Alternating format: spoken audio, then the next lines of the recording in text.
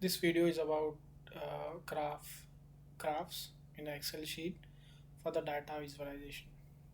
So for the visualization of data, uh, I've created a Word document which represents the following details.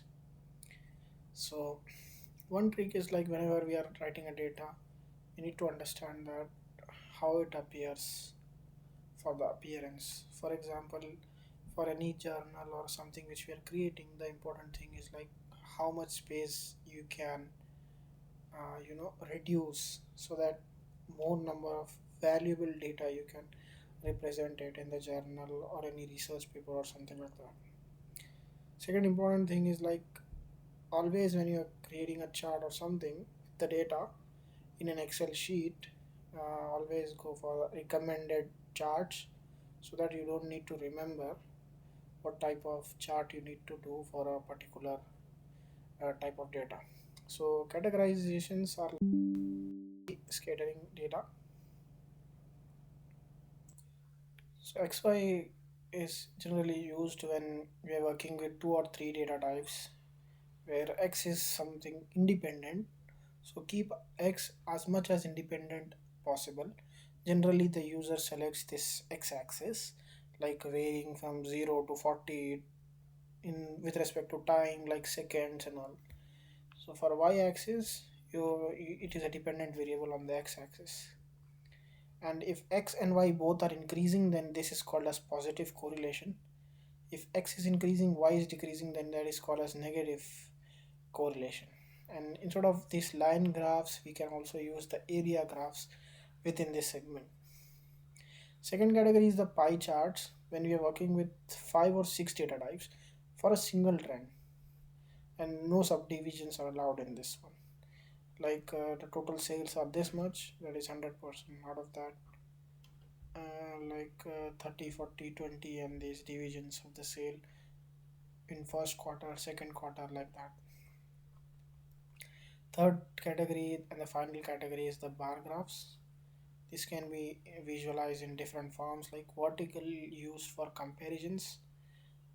Horizontals are used for generally ranking a company based on the year, how the trends are going, rankings, or nominations, like that. This tagged is a popular one, which is a combination of this, and it can also have some subdivisions. This is double bar graphs where you can represent like in this year these are the four things happening. You can increase these numbers as many as we can. These are like column graphs. To actually put it in an Excel sheet, let's go directly to an Excel sheet.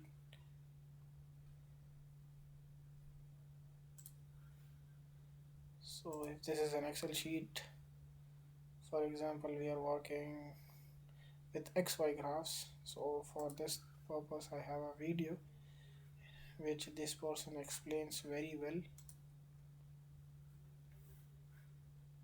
Over here, and I usually go with 14, and then the font I usually take as Arial. Good. And then I change the color to automatic or this on the top black. Good. And I'll just turn into bold. The same settings I apply to the bottom x-axis as well. So select this, change the font to 14, change the color to black, font type to Arial, and make it bold. Looks good. I'll just extend it a little bit. I'll just make it big so that people can see it. So something of this sort. Looks great. We are going good now. And next, what I'm going to do is we need to add some access data, right? What is this? What are these values we need to inform? So select this. You can see a plus icon over here, and then you can add access title. So this for me, I know it is hardness. Change the color to black. Font size, I usually keep it 2 points big. I'm going to take Arial. Good to go. The same setting I'm going to apply here as well and make it bold. So it's looking good now. Now the next thing is we need to add two axes here. Okay, two axes over here. To do that, just select this text over here. Right click, format axis, and then you can see something coming up on the right hand side. You can see one bucket option over here, and then under the line option, you can just take a solid line with black color, and I usually go with 1.5. Good. So you can see we got x-axis line over here. Similar thing you can do for the y-axis as well. So now you can see our graph is kind of taking shape. Next thing, I like to close the entire graph in a box, for example, like this. Okay, I just keep it, bring it here. So you can see how the graph is enclosed, right? So I'm going to do that as well. To do that, just click here, okay, on the white part here, and it is enclosed, right? So I'm going to, you can see there are some ticks over here, which tells us where is the data. So this is basically how you're converting one graph from this form, left side form, to the right side form, which is a publication ready. Side form has like so much of space, it's not representing correctly, it has so much of unnecessary space and all. And the right hand side graph is making sense. Okay, so the dots over here, right? You have a marker over here. So you just select the line, come to the series shape. Next thing, I like to close the entire graph in a box, for example, like this. Okay, I'll just keep it, bring it here. So you can see how the graph is enclosed, right? So I'm going to do that is then make sure the color is black and give the same thickness as you are given to the axis. Next thing is line.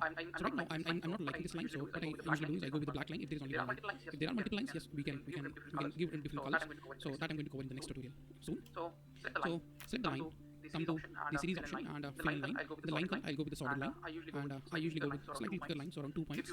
If you wish, if you want not solid line, you want a dotted line, so you can just select the line, and then you can change. The important thing is the dots over here, right? You have a marker over here, so you just select the marker, and again come to the bucket option, and you can see there is an option called marker.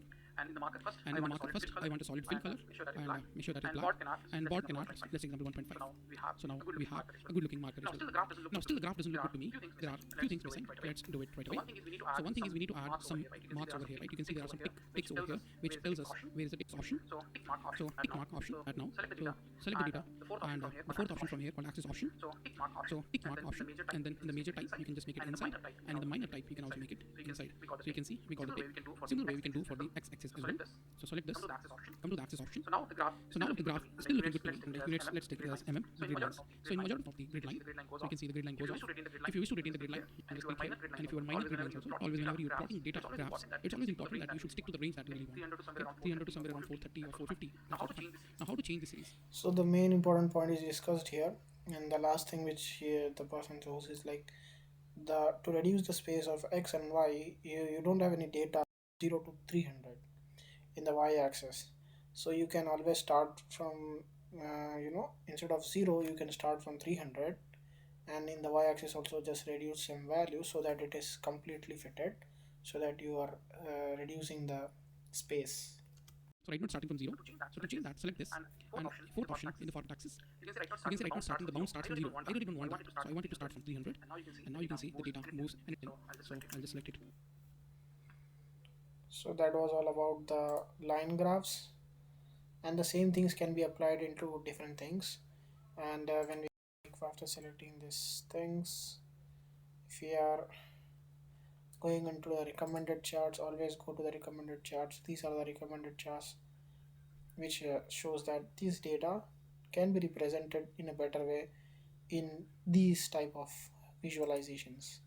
Similarly, if you're looking for a pie chart, like if you are selecting these two columns and going to insert in the recommended charts, like you wanted to represent it in a pie chart, you can just directly select it from here